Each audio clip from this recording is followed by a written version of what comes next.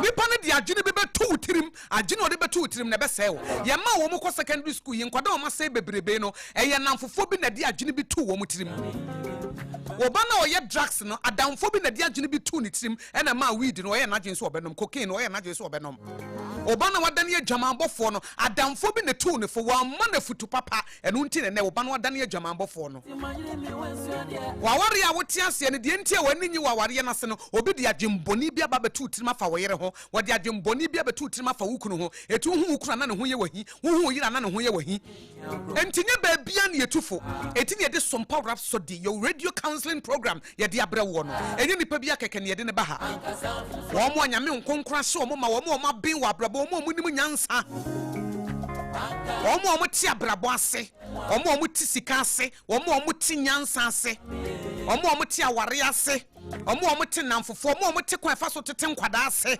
ene ye de wo mo badwumade yi so eti wontimi nkasa wo besora no pa na enye Sompa Rhapsody na wutie enye na wutie die na wutie enye Rhapsody na wutie a die na wutie because betimi akwakotie radio bi omo de adwempone be wura wutirim but wutie Sompa Rhapsody a ye de adwempapa be wura wutirim ade be boa wabrabo ade be mo afa wontuma pa afra ade be mo wotumpon eti na mibusa wo so wo how ben wakwakotomu ede na aye sententan a woje ho ba bi a enye why you confused e wo bibi mu ana na ne ye ho abrante bi fra se wo kwa ho kirem eti obi etunefo se won kwaye occult on se obi de adwempone bi abetunu se won kwaye occult no onim se occult na wokwan wode ne nkwa e na ekotwa so it's your best radio counseling program in the morning. Your friend Sompa Rhapsody. It's na wuni Akosua Aboagye your radio counselor matenase. Ebreso na me bie phone lines na wabem. Na nsa na mebem no me pese me ka bibi kire wate. Me pese me nso me di adwen papa bi tu tirim fa wo ho. E se bia na wo nkola abre mu benya ye di adwen boni bia tu tirim. Enne me be dane no me be shift wo mind. Enne me be move no ma break strongholds in your mind. Atro bi a wagye die enna da bi a wagye die dia fa wo ho no. Enne mabase me dia sempa no brew na ma break sa stronghold no. Na ma break sa negativity no.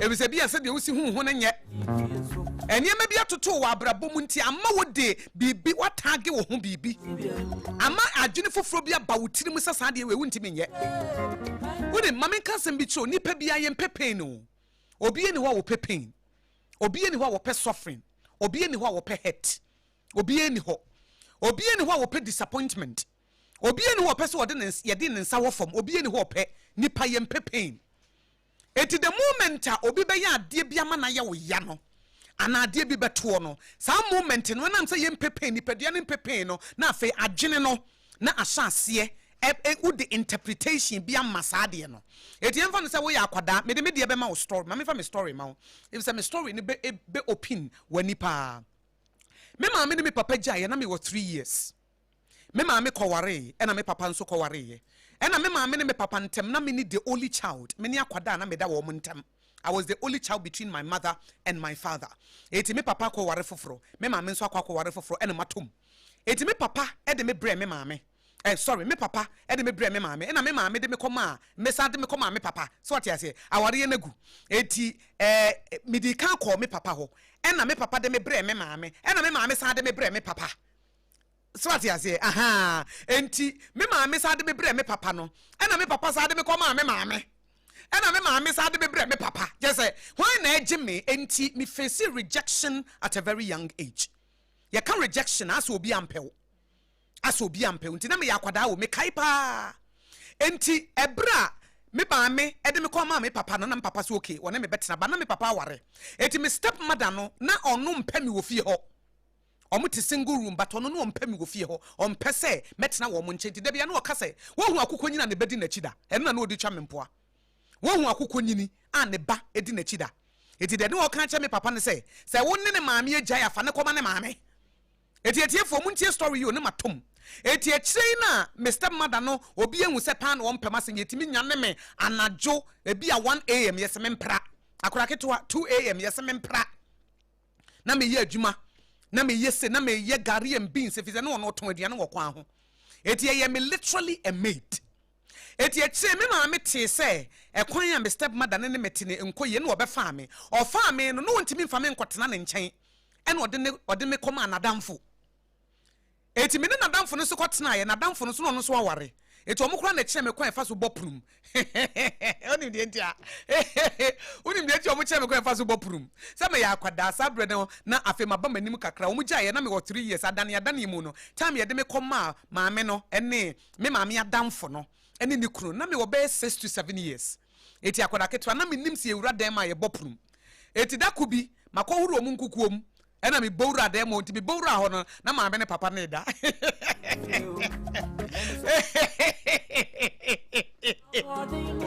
na me wo 6 years to 7 years o me kai pa me dia me o masoma me amma ko uru nkukuom nti awu nkukuom awie o mo so no mo te single room e o me maame adamfo ne ene ne kunu no eti me ewura dan mo na me de me bie puno me ewura puno na say maame ne papa no na o mo da o mo say eno u ba dem aboprum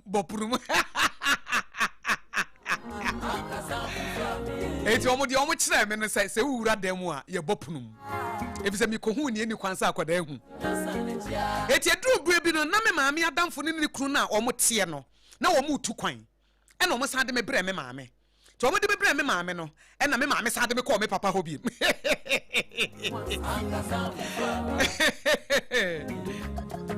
eti this time around the me ban me betena me papa and me stepmother nchen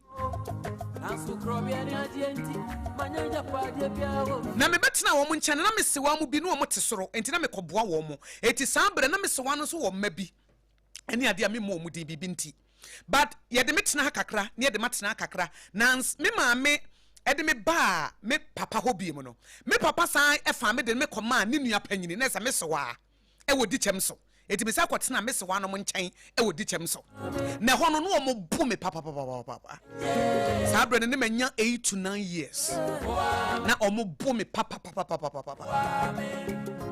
eti me 8 to 9 years na me nim fufuo wo na me nim bibia akoda me wo 8 to 9 years na me nim bibia ye me ye aduane me ye bibia but na me kai ni se na me tasu ne ta bo me e ma me tasu se me Akosua go Aboagye se me empower the jaye a e wonyina so because e bi anka na me maame ne me papa da so ware a enkenye ne se ye de me kɔ ha ne ye de makoha ne ye de makoha ne ye de makoha no enam so magya ware a wo yakɔ ware a wo esu akɔ ware nti ne matom eti to bia ya munsusu nya pesame nkumunya wo nyame na aye adom ne yetimi aba beduru ha adom bi ne hu ye mɔbɔ ho ne ye bu me pa ye bu me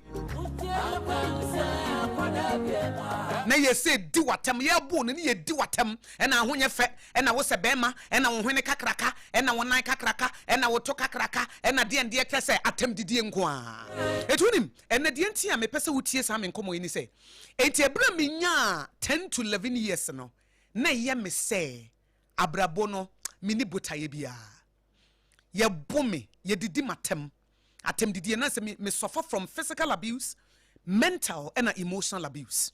Enti I got to a point me hu say ye woni pa bi omo ba sanse so omo netimi di ye me nka ho ye woni pa bi a omo ho ofe ye omo ho ofe me ho nye fe because no omo kasa me sebema eti na me hu se me ho nye fe eti me kan se me wo junior high school kura na me penam fofo omo ho ofe na me de me ho akwa bo omo if say ya ka kire me se me ho nye fe atem didie nti me suffer from the friend low self esteem na se me nyimi hu ni me hu se bibi papa bia wo me mu me hu se metimi aduru ba bia nyame ye madum at age 13 and I'm from the 3 Hebrew boys omo be kan Nyankopon asem kire me and omo de me kwa sorry fellowship bi ye friend Believers Gospel Church I no e wo Abrepo Junction usane dia kwase ho no eho na Believers Gospel Church or Reverend Seed wona na yesofo ho eto mo na kire me kwan ye fa so bompaye e kwan fa so sua nyame asem en ti nyame asem mu ni mu no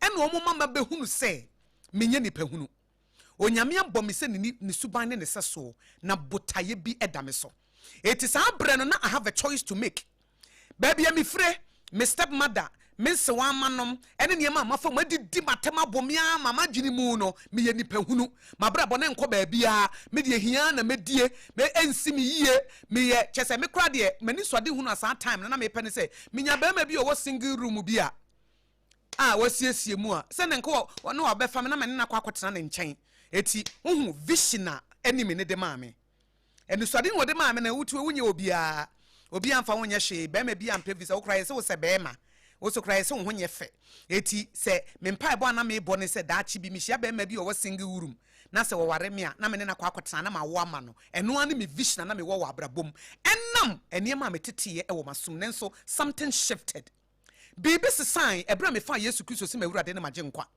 me fa Yesu Kristo se mawurade ne magye nkwa no a me sua nyame asem na nyame asem ka kire me se wabɔ me se ne suban ne seso according to Genesis chapter 1 verse 26 and at the etosum yenu Jeremiah chapter 29 verse 11 was me awurade me ne magye nkwa magye fa wo ho enye bone de se me ma wo daache ene awieye pa and me say Jeremiah chapter 1 verse 5 was say Jeremiah, before you were formed in your mother's womb I knew you and son na obeye mojato ada wo na yemu na me awurade na me nim wo some verses me ensan ese sam abrabo ese sam magye meto atemdidie ne totwene na nyese anya atoanse de banka krankakra metugui sa low self esteem na metotwene me hu se de nyame hu me hu se onyame abɔ me se ne suban ne seso de etosum yenu me nya nipa hunu ewo mu se na o maka kyem se me ye nipa hunu de nanso me nya nipa hunu botaye bi da me so e wasase so bibi wasase so ame Akosua go Aboagye me ba ye na nyame no obɛboa me na de etosum yensa onyame wonim me se obi ampo rebe fimia onyame ne wure mfimi da eti me yamagye se sa nyame no maka na asema kyerɛ me no me ne de benante etiefo me ne sa Yesu Kristo no obo so ne asase ne nante ye no ene mabrabo ni me fa ne se mawurade ne magye nkwa na me de na asem nante ye no ene mabrabo ni wansan me da wama me hu se de wonu si hu me atemdidi ana magye ebura na magye gu me nipadua mu no eduru mre bi na tumi ye wo me so no na abafom na nyame tumi no ayekese eti me hyase kan Nyankopon asem gu mabrabo so sami Akosua go Aboagye me nya nipa hunu wonyame wo botaye bi ma me daache beye papa me ware me wo me kosuku me komanim me tumpon wa abrabo me diye me to asase me sifie me to me ka me hyase keka nsem papa gu me so obi ana bonsam asale enemy na sale vision bi ama me se me nhwehwe be ma bi e wo single room se na me su metimi asifie me nhwehwe be ma bi e wo single room na nka o me ware me na nka me nkoda ho na me ngoma ne saa say na dachi bi me ba be general manager of a business of a radio station say na brebi be so me radio djuma for more than 20 years say mrebi na emrebi e ba be so makoma ni metimi akosku akonkan e wo abrabom enso so ebrebi a etwemu no eni me ne de yesu bi to me so enam ba bia me frenti ya de shema gini mu se wabon woni made say na me ni made pa o but enam niema na me fam ntina me ntimi nsua de enam some family dynamics the broken family ntina me ntimi nsua de etina ye me say mabon so say na me moy etimi we senior high school results ne ba na enya no and I'm imagine say me san chirobiem if say sabra na me wo senior high school nyina na me go through crisis I emre bi so na me nko na me tie na obi ani me kyesa me bre ya nkasa nyame ya madom na me say I will go back me san ye remedials na me san throw me papers ni biem ampetiefo onyame ase wo sufre na woje wo so mitimi throw me papers ni nyina BB SSCU enye ewa simple SSC enya admission eko KNUST eko ye economics na sa wo share me bloodline me nana me maame eba no obi eni okuta degree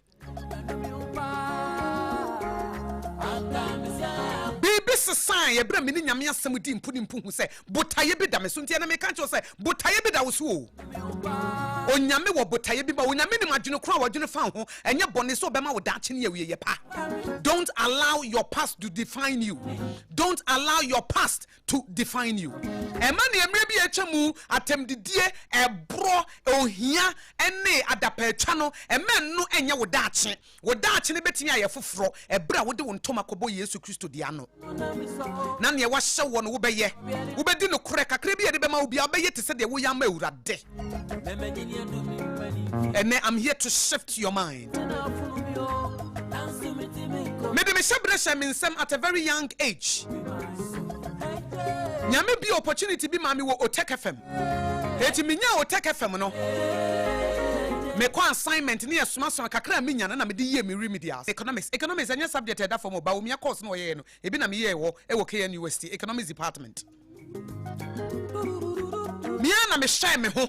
It would have baby me free or have me background. Pesa SSC results in the buy and mention, yes, me mencha. But Yankuko po be a quabi mammy, Juma be ye. It is me, Jumani, a man, Fassican and Chamanum. Be the Sicana control me peppers nina. Miriana me Miancasa, me coin a KNUS, me apply any farm. Your farm in a Miami me school fees are for 4 years. Because I'm a year Jumanti, Jumana me and me assignment be a young journalist and as a young broadcaster. And I'm the teacher me school fees I copy me a KNUST.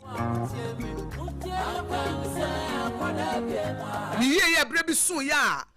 Yera despite a frame was what me new radio so take FM na kono ekoyie. Obefa me de me ba despite media. Me ya Juma wo Hello FM. Emfiensia etu ode me bank cry a ode me ba Peace FM no ena me san call Legon ekoye me masters ewo ho me koye masters in business administration marketing option timi tu me marketer me kan die sisu say wo de heba bia me free no o ensesa bi by ebra me de me ho me fa Yesu Kristo se me wrade na magye nkwa na me ye magye say na sam na waka no me de be ye adwuma. Eti mitu me nim no kuradie ho agro me ni ho agro menye perfect me ye mistakes me ye nipa obi ye ni ho wo ye perfect na mo me mama dwene po nye nipa bone me de no me mama dwene po enye nipa bone se me ye bibi na nya me gitum se ko edie ma nye ne ye fi se me ye nipa. To err is human and to forgive is divine. And sembia metete wo men kwala brema na chese my life will not amount to anything. And never said Casampo me casa radio su enshira ayama nipa bebre. And it does sweat the abren crofo. But enam near me fair muntino, me tete wo masum se abrabono wo be chemukwa. And for so be any so. And I mean, most what he said, but you have a meaning. Ni. A dear be a boy, ye be a botayeda home. It won't pana or bow on so no, but I be at also. The botayan is an body or boy in Branabe disunkunim. It will area be our do beshe, be a media radio, media casa. Maybe an old dear a messing dear. A bedroom may be no see a dying. If you say your chance, ye to a bina, and you didn't cry, or see if you are faithful in the little, then he will entrust you with much. A crabby or the bama, so we didn't want to cry. It is despite media home me Juma for 20 years. Me di me hunni ebra me wo ho. It ebra so ye na me kono me ni obi aka me ni obi eni ama ne hunu me ni obi eni asam.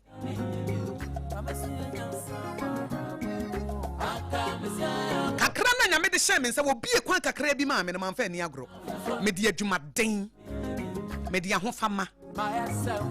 Me fa adwuma ne se me bibia. Eti me niam mienu na me fa ne se me bibia. Onyankopon twedi ampon ene madwuma. Onyankopon twedi ampon ene madwuma. Me ware ya me wo nkodara num ka ho na abaye Onyankopon twedi ampon. Me kunu ene me ma ene madwuma. Abaye miensa. Se kradi abaye nan ne ye osom a wo de besom adasa. Wo de besom adasa. Se wutie mi, so wutie mi. Se wutie mi, so wutie mi. Eti me kan de asiso ne se menim de wotete wo wasoma ye wo se wo ye nipa hunu your life will not amount to anything. Menim ne ma bi afamu a edi wadwene mu dam ama obu ho abofia eye wo se ye wo nipa bi na di ye wo de won kan ofisa sana miso na madwene emutie na ye me se ye wo nipa bi o mo ye special me Akosua Aboagye de me nka ho me fa Yesu ntamunti na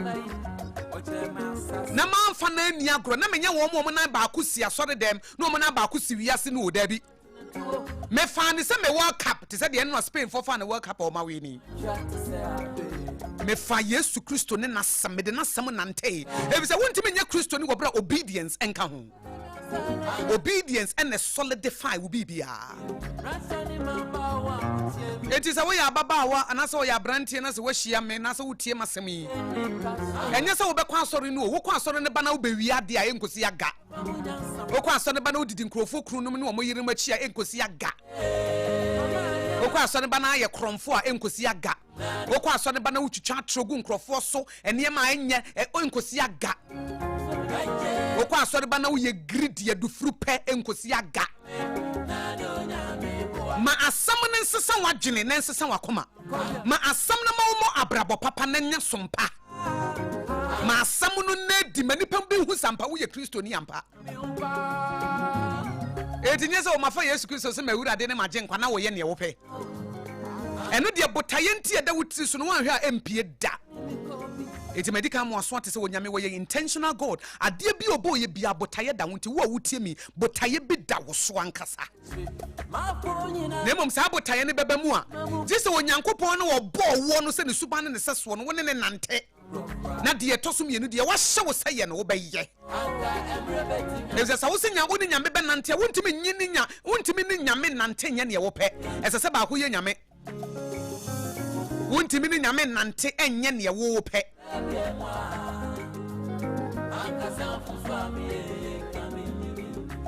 eti botaye bi da usu oni ne nante bo se wani ya shase agine ma bi ho na abilities and talent no potentials na wo mu na epiepie na wo ma wunyansa wo de beye it is sometimes will be team radios obey woni nyansa pa nyame na mede me ho abo no wo nyansafo na wo do ho bodondon saa wontimi mfa ho ma nyame na sabio wo ma yejimifo impossible because he who associate with the wise will be wise but the companion of fools will be destroyed adia ba ko nso ebo amabra bobra me hu se botaye da me so no enye obi na me fa nadamfo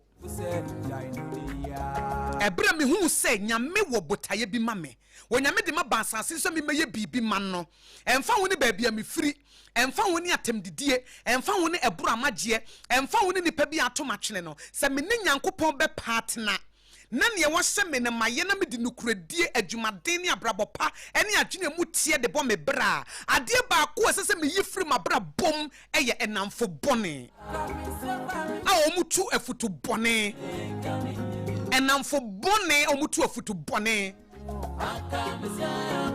minti na warrior say 20 years and over wobra nanka me namfo sam nka minti me I'm telling you se na minimi kru Akosua Aboagye ya ware emfie duonu ne yakire awo nkwadan numu a minti na warrior say mesi enne ka me de me ho kobo namfofo bone bia komo de adwembone betu metirim e wese me amitu me nya perfect na me kru so nya perfect eti ke bia me kru ya mfomso bi na me kobo mama ne komo de adwembone bi betu metirim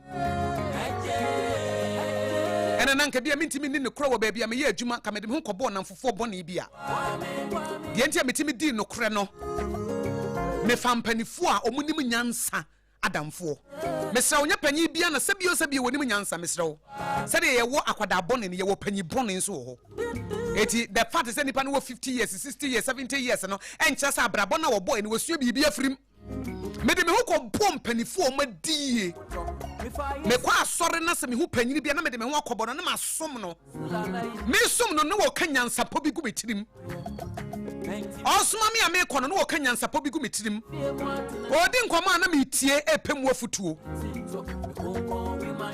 because na me hu omo makọ omanim omudi yom ye mpanifo na ye me fe na me pese me mpanyi bremu so eye kama saa eti me ni age mate adamfo me ni age mate adamfo me namfofo ye omo omanyini chen me bebre ena wo mo so a me manyini chen wo mo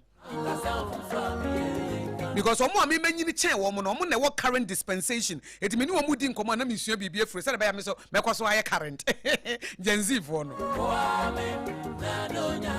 banamfofo me ni wo mo tena se eye mpanifo mo omanyini chen me oma bobra oma ye mistakes eti butaye na nyankopon de atu tiri so ade ba ko betimi ase no eye namfofo bia no ombe nante omo de adwemboni bi ebetu utirim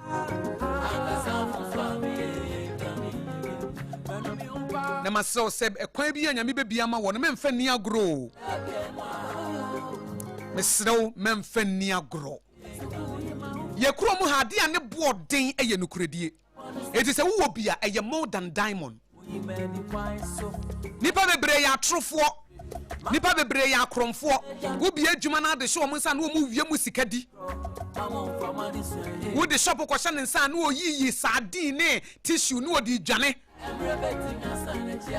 eti ade ba ko ebe mo wadanso eye nukuredie ebi se ye krom wo de nim se nipa dodo na ya trofo ye nim se nipa bebre ya kromfo ade ebe ma wo bedamu fua eye nukuredie enne be ma wo ye very very expensive ebi se enne integrity enne honesty enne nukuredie ne boden eti kotobi ko ne kotobi fasika kotobi area bia bia wo hye bia di nukure wo ho ma wo yes nya wo yes ma wo no nya wo no enne mremu Ghana ye wo yade ane boden na wiase ye wo eye nukuredie eti so obi so wo he ne wo anya wo a obi de sika to na sa wa amfa obi de na de hye wonsa ne wa anwi a nipa ne benye gidie kese bi wo mu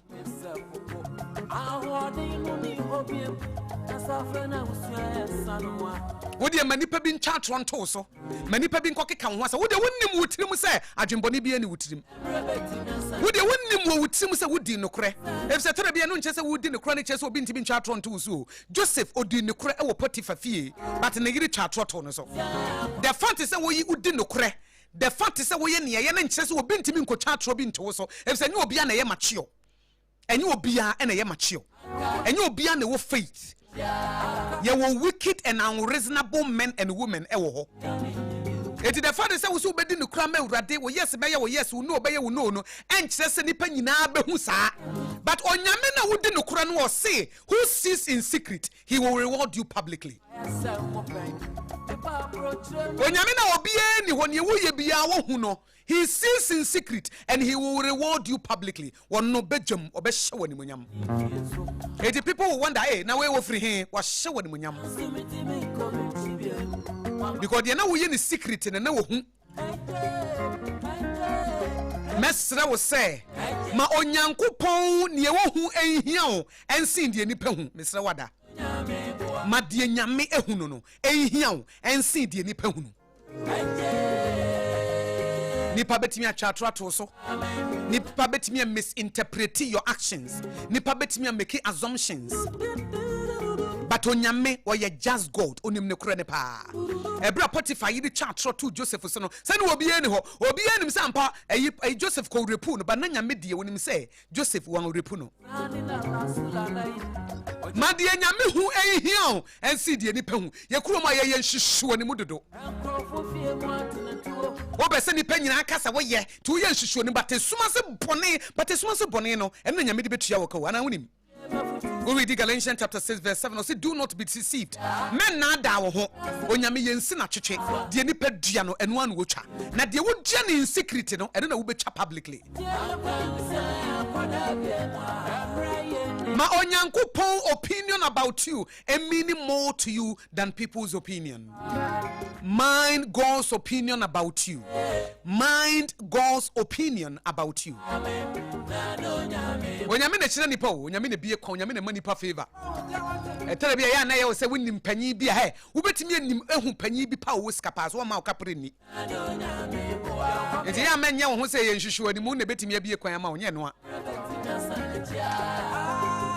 Onyame no reward no se wo hu se wodi ne kura wo ketewa bi ho a ode kese beba be hye wonza ena me ke se Joseph ene Potiphar yire ne obi ani ho eti Potiphar yire de okan ne obi agidi de Potiphar yire kan ne obi agidi Joseph ni nyame nko na nanim se ya atro Joseph ono ogina ho no ene ne nyankopon ana osom no Israel nyankopon Abraham nyankopon Isaac nyankopon no Jacob nyankopon no ono nko a ene ne nim se e ya atro ena Potiphar yire etwato no so na no eye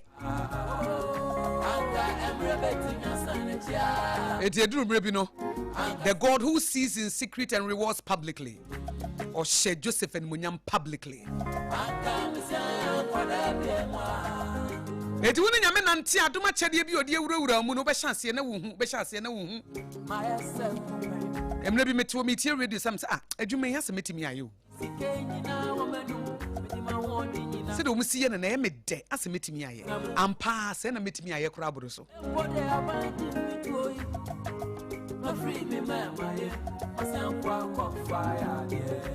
You have a meaning.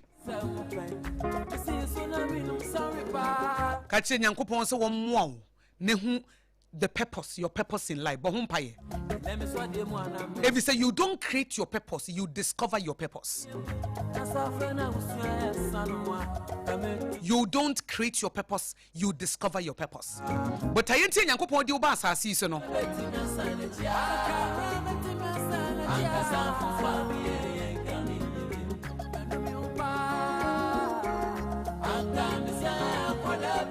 Onu na betimi aboa wo amoa hu.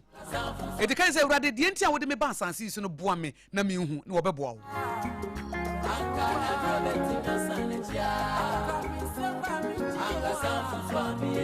Men he baby a wo free ne niam a wo fam and write your story off and write yourself off.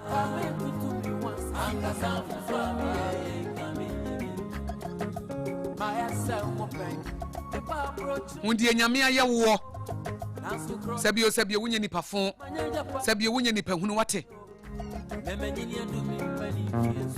manyame na wo bo wo ne waka fa hunu ihe wo bebre ensi ne nipa aka etra bi kra maami na so papa bi a wo wadidi watem bebre wato watwene etiene de kind point amede ma point by point. Know that you have one purpose.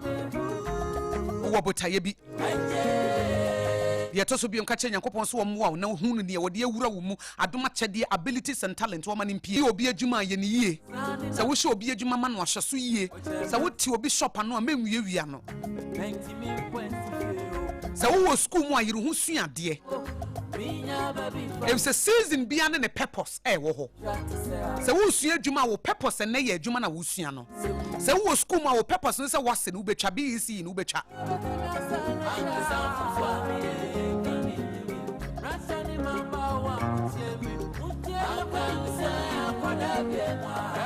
eti baby awo bi a wutie mi bia sa wo ye taxi driver wo ye trotro driver taxi na wo ka no eno ne wo purpose abre kan yie mensisi wo ka owner sa wo ye trotro driver ka no kan yie enkochicha atro enche wo ka owner eno ne wo botaye sa abre but enka ho ebedrum bi no wo benya wo ankasa wo ka obi shop bi na wo tia no ahye so yie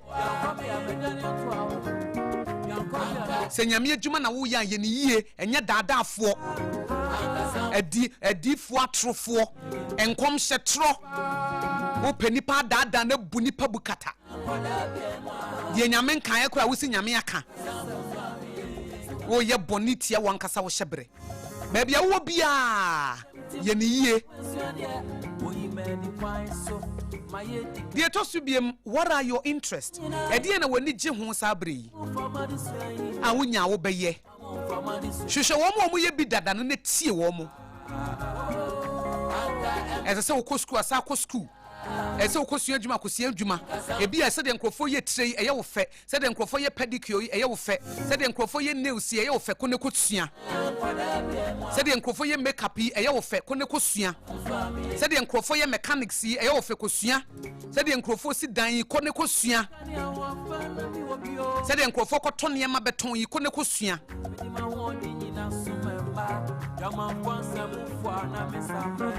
Usua adwuma ye betia tia o master obetimi adidi watem ya wote ne store no obetimi akasete no nyina ka ho bi enka ho saa hye ne so enka ho the to to be mistakes are part of life enti wo bobra na wusua de ne sa wo tofo mo na wasoro wote ni wo be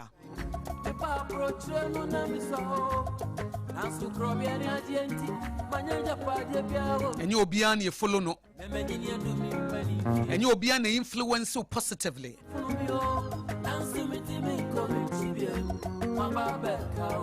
never a start but have a great finish ebetimi abase wa hyase ne na enye nenso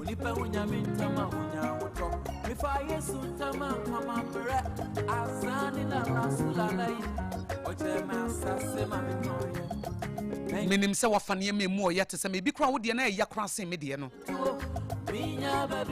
But enu ntimi mpepa onyame hyebre papa wo ma wo no. Ampa ebetimi anya nsunsuanso bi. Ebetimi de oyawde bi aba.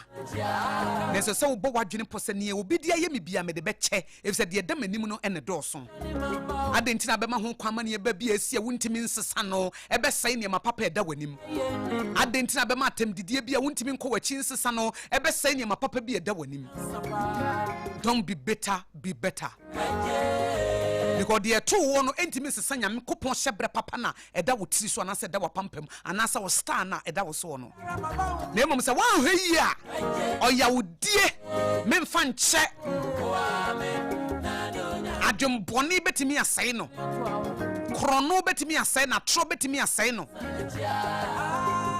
eno ne de mede ma wo enche medi dwa me yu anoma bie phone lines no your radio counselor Akosua go Aboagye Akosua nhyira de nyame yɛhyira na mafa madwa na wabam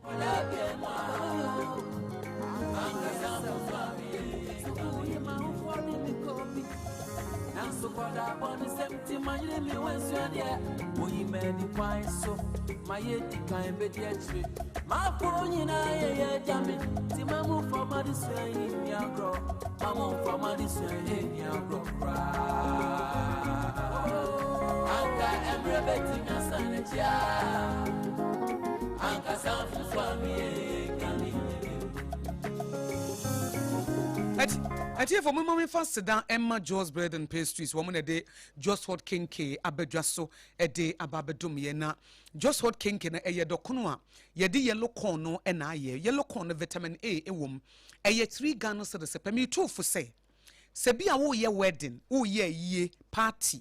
Na wo pe dokono e dia serve wa wo ho a na wa fred just hot kinky no wo de dokono ni bia brew wo mo e na Sompa Rhapsody wo makukuru e dia so a na wo mo dokono no e ye kama se dokono na mu a ye 3 Ghana cedis nanso wo mutimi customize no e ma wo se bia wo pese wo mo de meko wo mo de nkruma wo mo de hyeto wo mo de green pepper wo mo de tilapia wo mo de red pepper wo mo de yellow eni chese de opese omudi ye bia mutwitwa carrot ne green pepper de omudi ombe ni nyina de ama wo ope cassava fish ope red fish ye customize wo package no e de ma wo no ma ye ne omudokunu timisi wo 3 days na enyoy se wo chest ni mu ahyehyehyehyehye nko a na se do mesi package dokunu na ba wotimi se hey dokunu na ye niti sa no eti minim yesi na wo twufufrom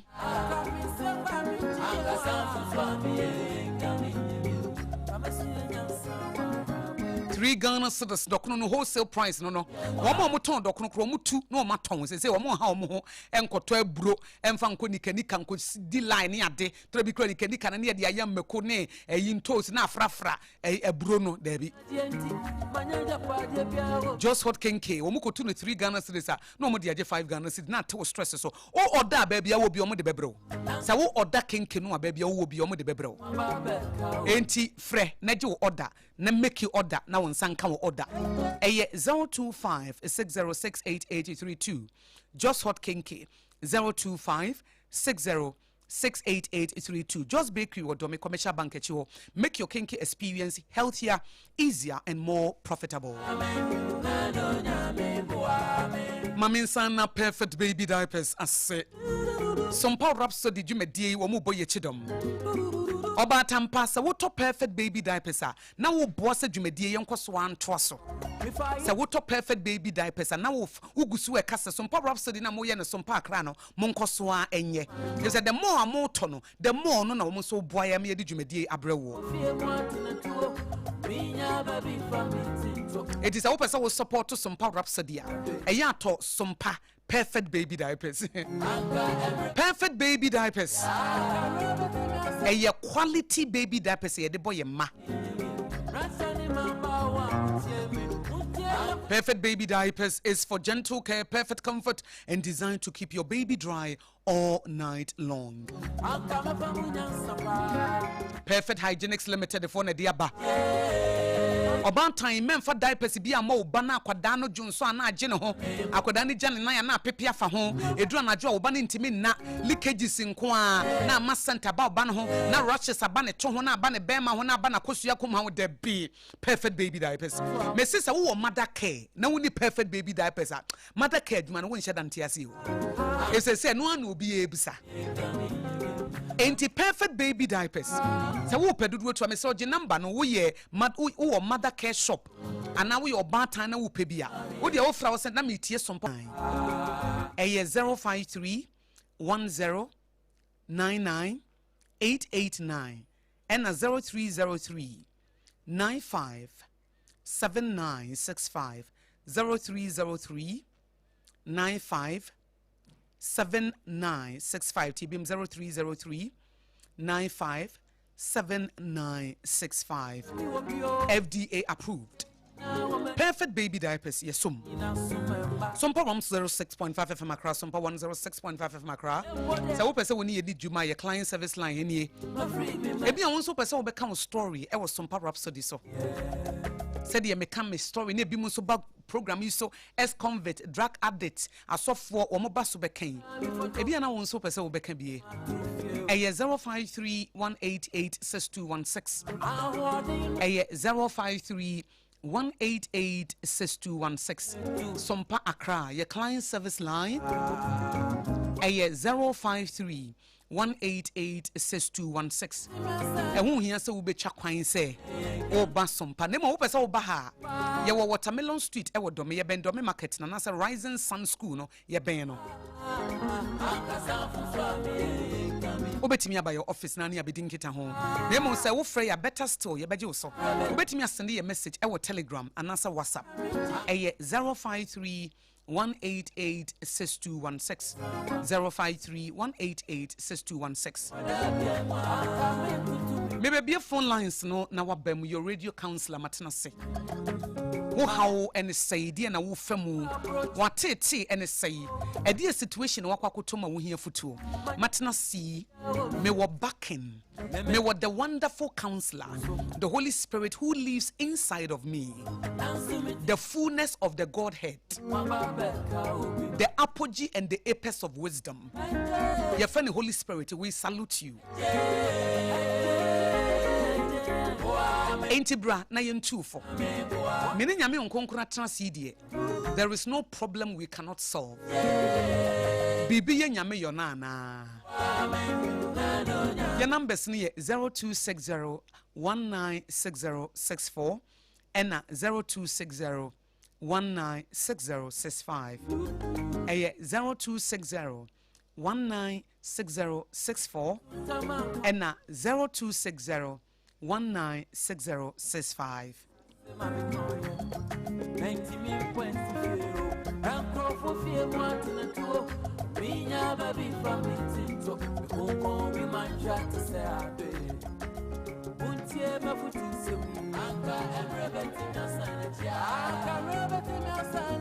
Medas minu ebi edika ba homa so memfa ne sabre. Hello.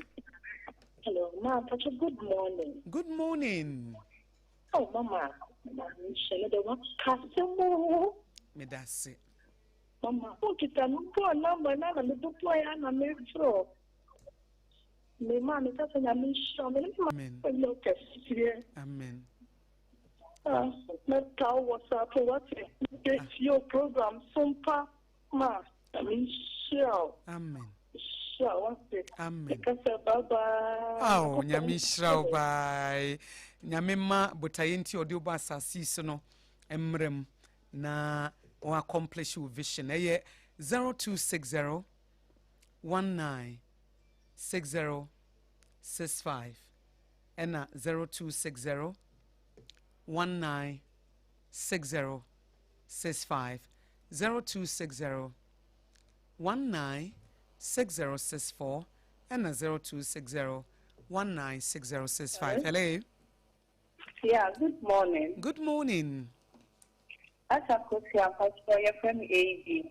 Okay. Over. Yo, me patro maminti yo. Amen. Amen. And then many of the parts that they must form now. Amen. Now, so that I will have also been to it. Then it's family 5 years. You might feel na Kenya. Also, I'm still facing some marital issues. But I believe your words of encouragement is always keeping me up.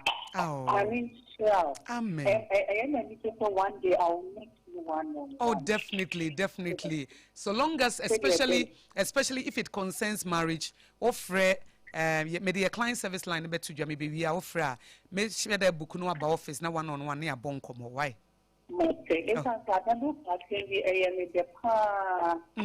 I think of choosing up, and you said no, God has a plan. That's true. And that it is true. Sometimes in saying that you sound a clear. So it's going to don't even believe in yourself. You know your identity. Yeah.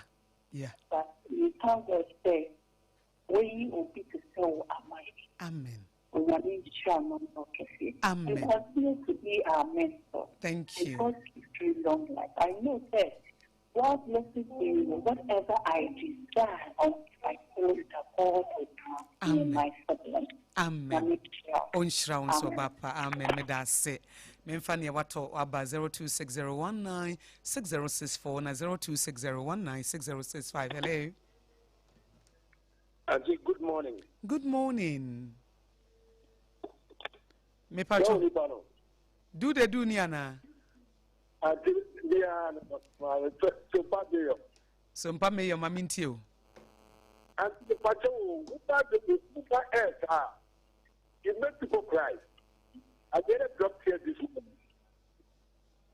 You can't say that the way you put issues, and I don't know how to say. But I just want to tell you that I've got a book, a written book. Not yet. I'm still writing. When it is, yes. And you have to do it, please. Do it. So that we buy the book and read it. Number 2, I want to know whether you're a pastor. No, I'm not a pastor. The way you speak to people, the way you speak on air, I sometimes sit down and think of it. I don't know where you're from. I don't know who to talk to. But who can't tell you need. Me that's it. I wish I could go back to about the days of 3 years back. But it's sorry. It's not going to be now, that's what kind of place here. Back to studio, back to me that's it. Do me that's it. Hello. Hello. Yes. Good morning, yes. Good morning. Me pacho mini abene me shiana no pay. Only abema Moses in you. Yo, Moses, me pacho mintie wa no pay. We don't know the way to quantify to say God bless you. Amen. In fact, you bring inspiration to most of us. Yeah, quite a loose hope ground. Through you, we'll get that we still let our situation hinder God's purpose for us in life. Because what the one upon the about us is at the potential. May your tip and say a couple purpose or the about us. Yamay and Bible, and yet said, and you can say we're ready. Amen. I have fought your need and took to be say, the problem of the back. Yami Shaun so by 0260196064 and 0260196065. Stephen, mamintie one up free. Emma. Okay, Stephen Yankwe. But you are not paying no come myself. What is no good? Emma Credit. Mammy Sempa, I hope so. What I'm a Casayan, or Champion coming coast station, and I'm in Goshe, Minyaka, Mammy Stores. The dear mature, the winner. Uncomplicated, this is a new change. Boys for 2 years ago. Mate, mema one nakasa. Why? Mema obi foforo emra. Why? Mema wafro na one wakasa. Why? Okay. Hello. Oh, kafra. 0260 196064 and 0260 196065. 0260 196064 and 0260 196065. Hello. Hello. Yes. Auntie Akosua. The Tracy Begro. Yeah. Now, if you say, we need to drink. Amen. We Nika Yamia Suma where we yembrim. Except the ma in Chiliman up to a 1 time over. Maybe I may over 50. Yeah, more from a ban. Auntie Akosua. Maybe one message as a man. You know, this man on count. Amen. Go do every year. Amen. Dana mo emebu nyina dawase. On shroud so mami nyame shroud pa so abehira ma no pay mani aso pa. Hello. Hello. 0260. Hello. Hello. Good morning, Adam. Good morning. Me pacho me nua be na me hia ni. Yo. Pacho mami ti wa no pay. I say radio more than 20 something years I'm a bass shaman. But I say radio no Yankopon the job. Me das. I can make 50 bounce on Chesa, watch us can work the whole gun of radio program. That's you, that's it. But not smart from a normal back now. Mate. Not very cheap. Me pacho mate. Miss me das it. Yamin shao pa 0260196064 and a 026. Good morning. Good morning. Good morning. Me pacho me nua be na me hia ni. Empacho Akosua me mo achi anope. Me jo so pa. Good. Mr. Titio 2019 okay FM. Na mpaya me bone se ransom we be ni prepare ade. Na me obi a me stations a wakanya me Sompa. Did I call me sacred station was I mean about I can tell you helped me a lot. If you say not me oh. I mean, I don't see I'm between there and then because you say I cannot get it to me. What the finance people also just say yes, that if you zero. Nah, make us one. But the young cosmetic say I mean you. He said, baby, Obasi buy and spend what you buy. And I'm going to teacher. Oh, we are seeing now. Push your Amen. Onshira on so daddy. Amen. Amen. Me do se me ju onshira no tum 0260 196064 and 0260 196065 0260 196064 and 0260 196065. Hello. Good morning.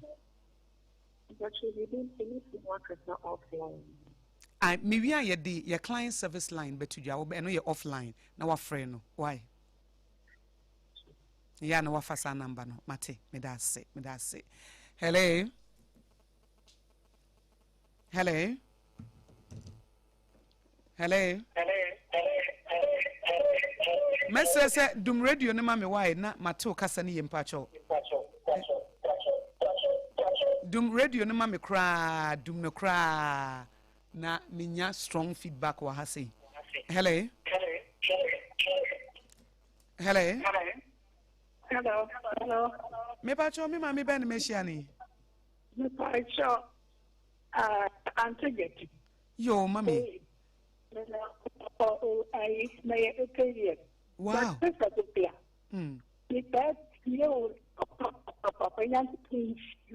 Amen. Thank you, my old two mama pop. And I pay no grandpa and a boy. But I was in Uncle Pony Shrap. Amen. Amen. Mommy, Yamin Shrow. Mommy, 80 years. Yamin Shrow. Yamin Shrow. Hello. Hello, me pacho dum radio ne mama wate. You. Me pacho mini abe ne mehia ni. Pacho maybe na you know for going to we are now master. Pacho you ene mi wi amede your number no office line betudwa why there your kasa or offline why me da say 0260 196064 and 0260 196065. Hello. Oh, Kafra. And pay me say be more lines no and more. Hello.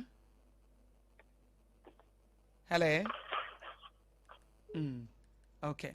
0260-1960-64 and 0260-1960-65. Yejitum said na me can say sometimes no enema ya femu wa brabomu a eya atemdidie ebro pacho meba metwaso memfa we answer.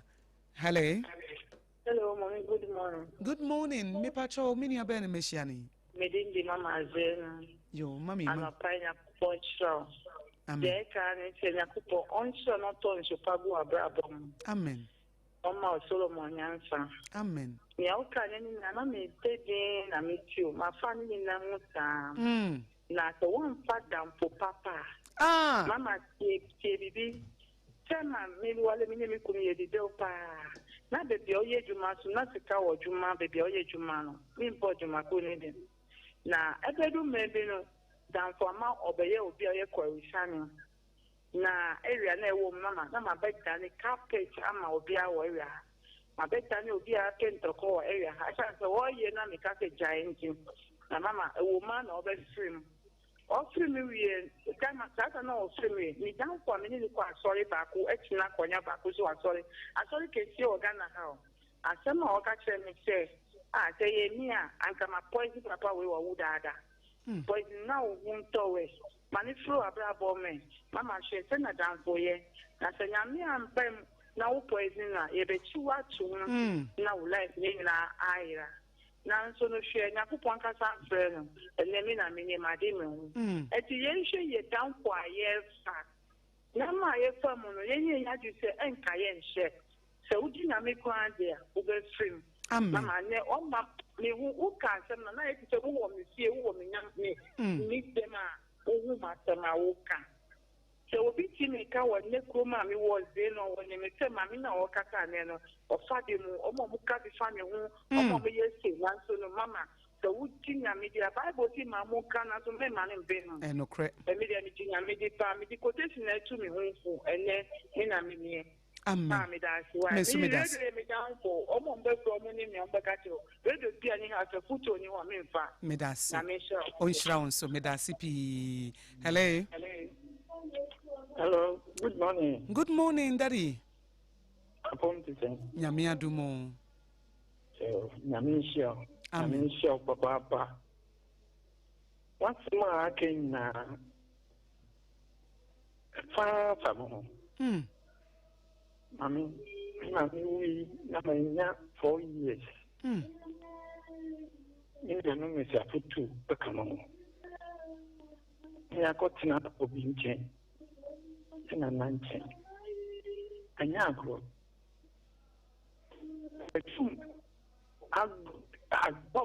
do, and I do, I mention no, I was told, and so the Akosua, it is what I say. Empire say, Busu. Yeah, Busum. Ah, near Kotia Habai.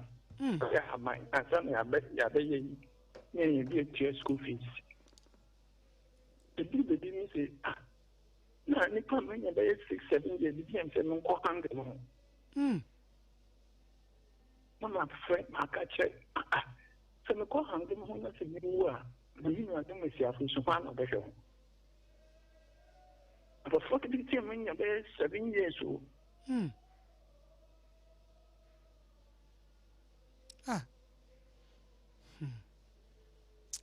Daddy.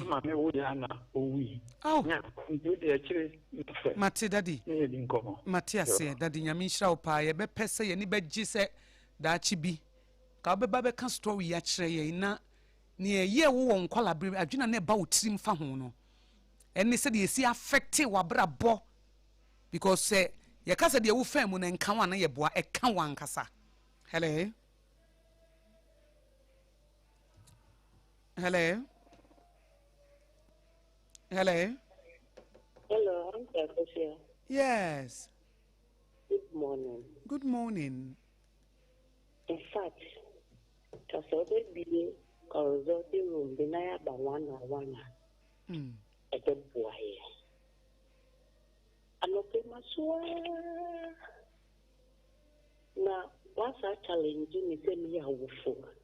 She na yen to me share your ma. To do that, the problem. Enukre.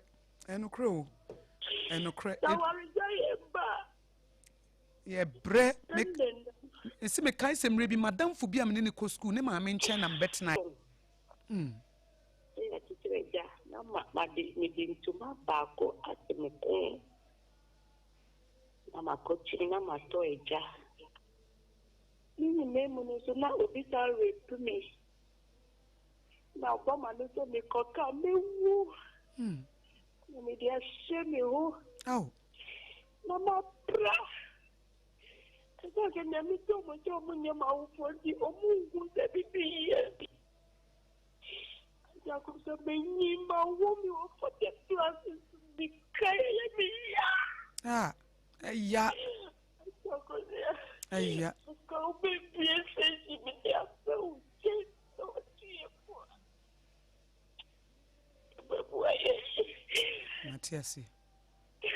Matiasi.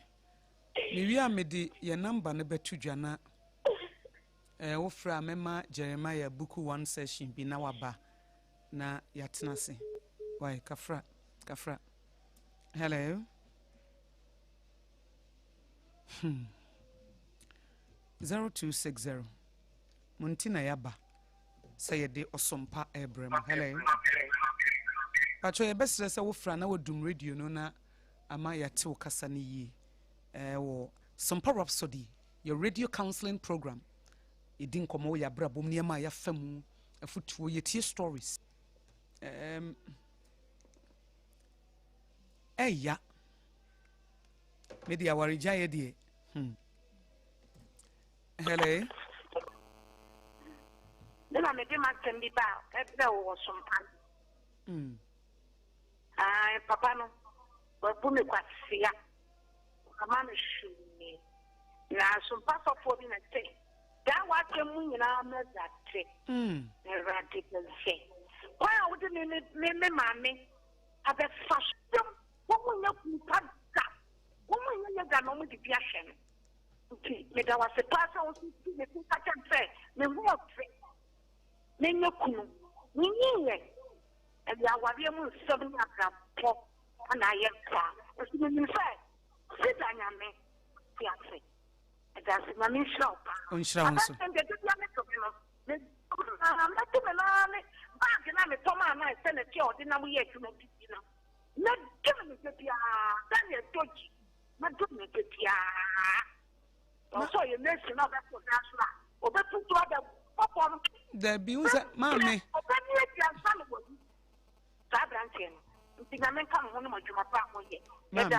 Me dase actually meka bitterness ho asem say obi ya obone a mame fa we mra. Hello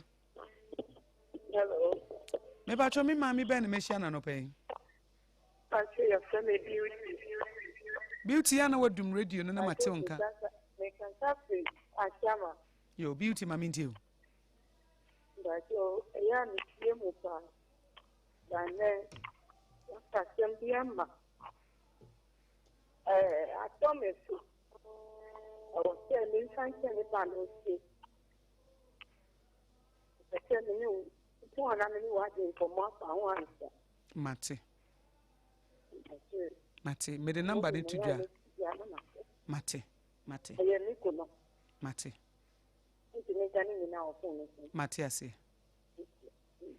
that's it. Yamisha pa. Hello. Hello, good morning. Good morning, Oba.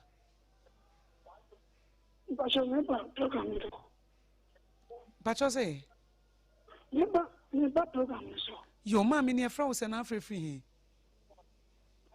Are we a bama? You, Kafra. Nampacho frozen Afri. Yo, Francis, Mamintia one pay was Sompa Rhapsody.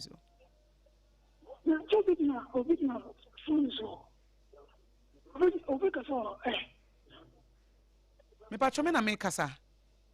Okay, Sana Nakan, and no, Honorable Macrae, or the Honorable Macatucano. You ever lose a city.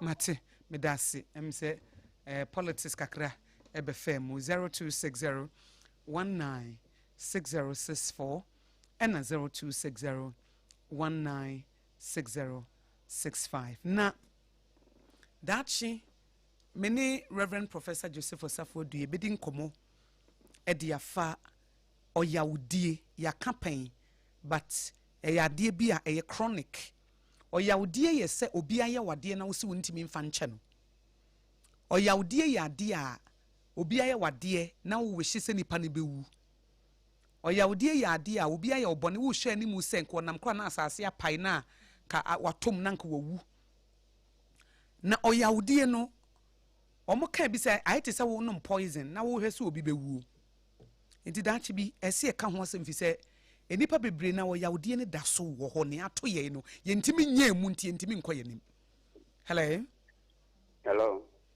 Daddy mi pacho ye Forson na free he me ready the Catholic committee 26 yo daddy nice oh Debbie I didn't na make kasa na me mame eni afo eye abenye tuma na mame ne bisna ono ye kedi wo hona mame bi na mame ne bi bisna a good because ono is a test for the market in of the juma abwa na mame ho mane ni afo no mu ni ma de ne eni bi bisna ma asema me ke ho le kaida me mame bi da se na me mame kwan e ne ni ho bia wo da na daddy ni se mame wo ya da mo de da mame 1 week abla na mi da abla na ni wo 12 years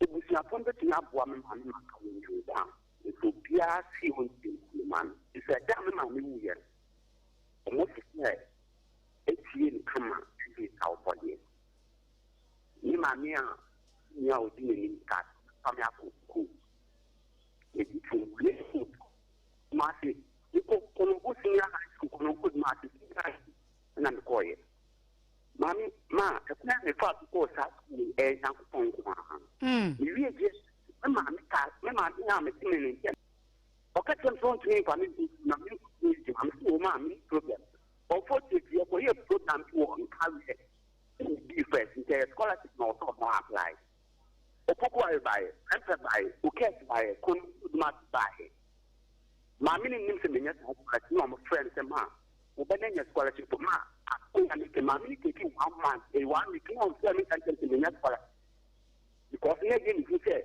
you have scholarship no because no one didn't say me o ba to me akos o wo sia o trem to go na ni mawo but e do ya ma e ti ka say do ya ma na e ya mami ke ma with the scholarship ko ku really ya ma to start to try which are all right I'm not taking to this car in the project you come back na e do ya you wa ma to me ma me pa je pa ko ka o di ma ye say ya pa je dia ma ma on who money now. And so the Japan a carry in case Japan. Oh, yes.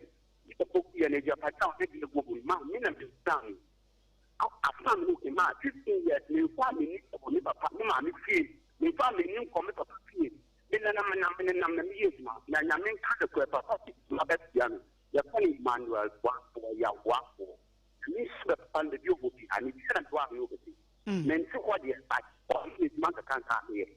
Unse mitie wo story ya unse wo kan ye na ne ma wa fam abusua mu wo ya odie se de but unse nyame so ma obehia wo bi ama ye nhirade ama wo sa na tie enti sometimes na obedi kubetimi ahwe ne etoto wo ne bebre a enye no ana obehye ba ko bi a eye light nyame hu wo mobom a wo kohia wo bi a wo ye nhira ma wo nti ye nyina ye gitum ye ntimi nkoye chi nkosesa abusua no abusua nyame wo wutu mu untimi nsesa abusua na ma ne nye ye niema omode ye ewo no eya but agina wo so wobetimi amade omode ye ewo na se wana se wobetimi agina no so na waye niema kese ma daachi bi wabeye nhyira de ma abusua amfo anye hwe eti wom se de to no we yestre nyame so ma wontimi nyie mo wontimi amfa nche se wanyini wonya akwala biem wo hwe wonim na nyame ma wonkunim die wo ma wo yedie na daachi bi wo ma enne nipa bebre wo beye nhyira de ma wo mo why we de mamu agina so ache kafra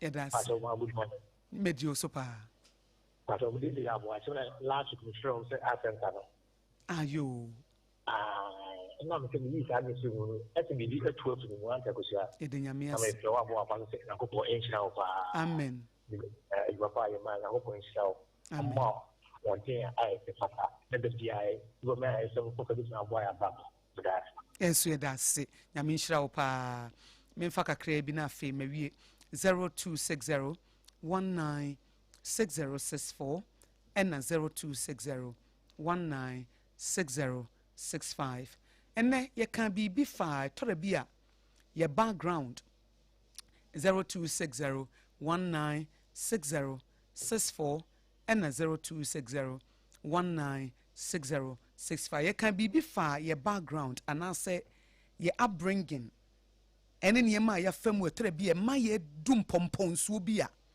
eye yese botaye bia na yeso eye yese ye ni daachi eye yese ye nipa hunu atemdidie ebro abro anipa bia yeyen obi okra na obetimi ahyewa mo akọ school no aka che osam midiska bede misika de ubekọ school de nka bede be ma bodani midiska be ma odi nka bede be kọ orphanage sansensam na yetete ye no etimi di adwene mu dem me fa be 2 calls na fe me de aka e be wi hello.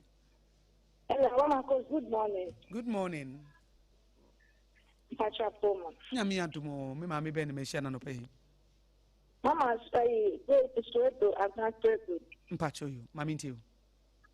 Mama me mama na opa say, obi na de na yan so adum papa na adum ne mo. And I'm the person that come out from the bra. And I say, well, yes, you want to go papa na ever woman, no. And here, oh man, then those you will finish to say, before the Canada year Juma. Yes, sure, that the good is from. Yes, sure, about it, Mama. The years before I'm going to chant for back and pay me out champion. No, correct. Now, by the way, to call point, I mean, could be mentioned, I mean, oh, not to call my years to my long as I more thing. I met the man, I met one question from her. I was again, I want the minute of heaven. It's messed than you when you find skin. If I need also a man by it, when you find it, not on ya, but on the stressful, not on Jamaica, or that mama. Yedase pa yedase se wonso wodi we ababeka ho ama memfa de otwa to hello hello hello hello kafra okay mesre wonse na me ka bi se eba hello hello hello hello hello me pa chomi ni abe ma be na me hia ni so Eric free so Akosua Eric maminti wa no pai so I'm sure o Ismail ato I'm Juma, 18 years old. But you the my part of my Amen. Amen. That's it. Media frefo ni besi ha. Mo na mo try ya na line na check no. Momfa enche ye mfansi ha na nyame ya domo a ochina no ye beto so ewo Sompa Rhapsody no eso. Na ya boaboa ye ho ye tutu ye ho fo menu aba no ofra fi so aduro no me ne ya adwene pa ori ma memfa we bi ko nipa no wa try na eya na asante ko na asa ba te ko na aba minti wa no pe le pa cho mame le feel ya ka sanche ye nimbre but me feel say Many are young young home.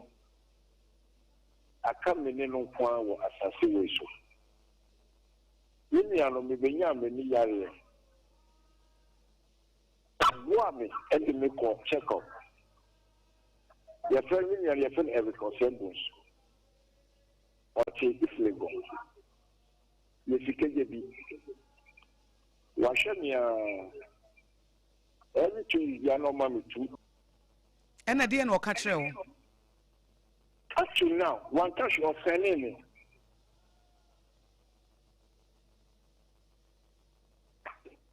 Enti, won't obia like me fan say, obia or ben ni bia na no yere, no ma, no na bra what to say. Our year member.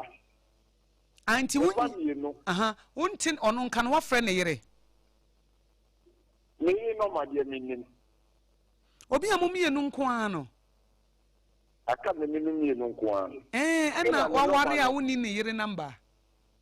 Thank you. Ena oni ha no more London. Na se ya no mobile. Me je wa ka se on hwani an me boa. Ehwe bi o hwe me papa. But on tenenka. Up to now. Maintenance so tiasi but it's legal. It's not Eric Osebunsu. Okay. Yes, sir. Okay. So now we see what show. When was the last time Obreuska? I never say 8 months away. Last year December. From December. And Obreuska beam. For two chi. Bounce our friend, mammy, what does so do me bear manu? Won't me near moo? Oh, Bruni, many near. Oh, there be. Because Onyameno no be mobono. Onyameno no badumo was a sewood de aforian po breno. Nasa wunia you be. Nasa wuni unfanchen or for the bonocrawan yintum.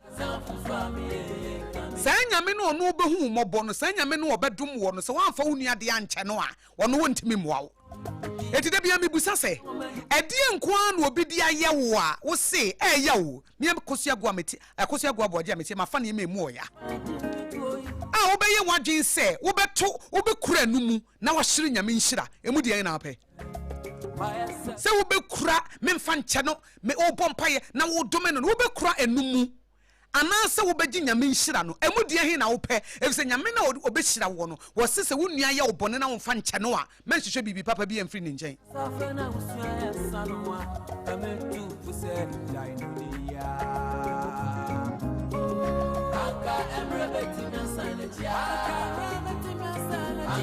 obi aye wade a eya wa fa ne emu oyam onyame se fa bre no de nipa bi de aye obi afa che na ono awurade no be restore with the years the cankerworms and the palmerworms have eaten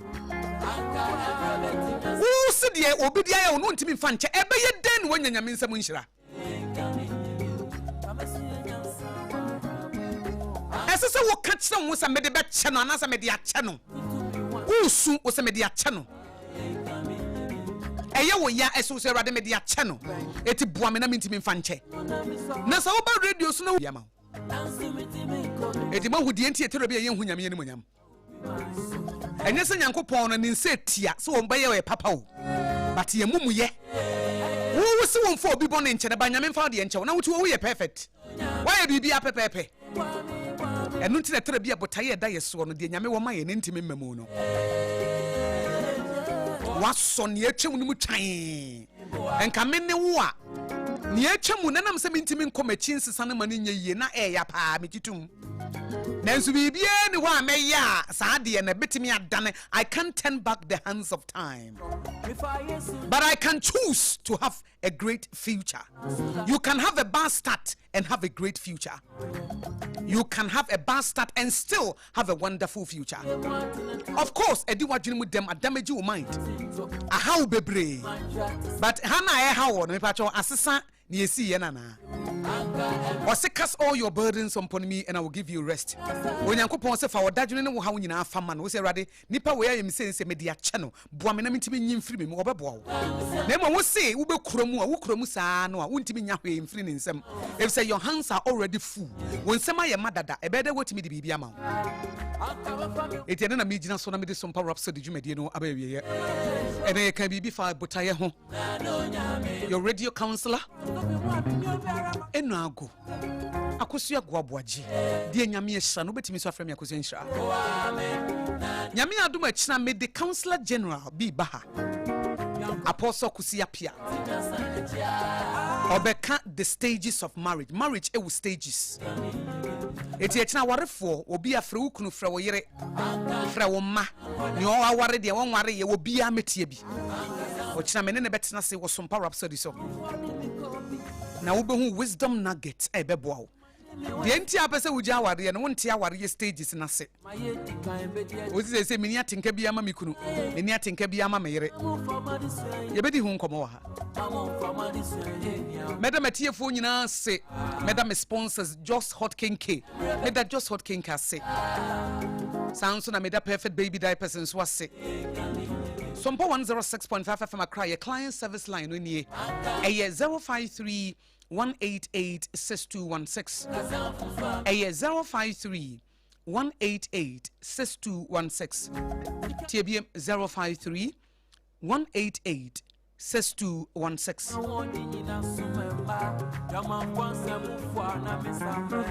or send a message SMS and answer or your WhatsApp Telegram e when you benya or fre na ye be throw back when you be throw back 053 188 6216 me producer Jeremiah Simpson Tony Bitmines Safo Kantanka Beman upon what the tip of sports ebai Apam dada Ohinegiri Abirwatia social media non so Jill Forson Efia Eshechri Me sorry so you the second service Jumedi ne beba non do apemu pepepe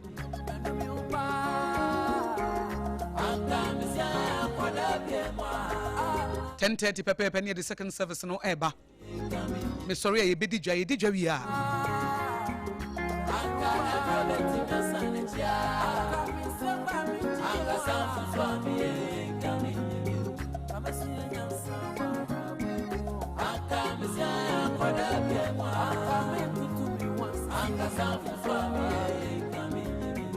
second service Jumedi ne bawie ya from 10:30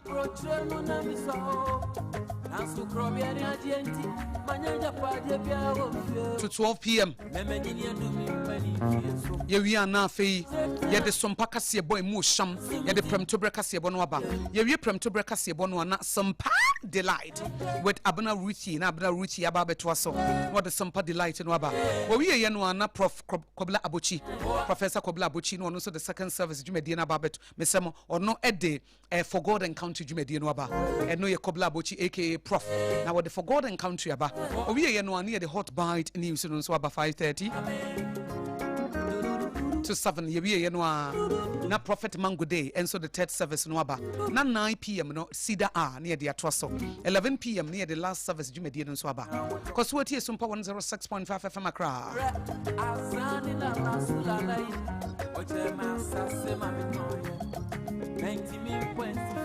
the media one no but I be da so maybe a wo to yentimi nsesa no atem didi yentimi nsesa no no betimi asesa no eyewo wo hyebre kutawo ene awurade abrabo papa ne nukuredie be ma oduru ho ntem oyawudie betimi asiw kwan choose the blessings of God onyame no betimi aboa won se wo beba ne nkyan age se obi a waye oboni bia wo de ache no eti wo se wo maame wo papa wo nua bia ye oboni wontimi mfa nkyane dia ene nyame nhira no so wonya enye ye to make your choice the choice is in your hands wo betimi choose the future ebe great and glorious and as you hold on to your past na emfa hwemre wo fi se past no wo sesa no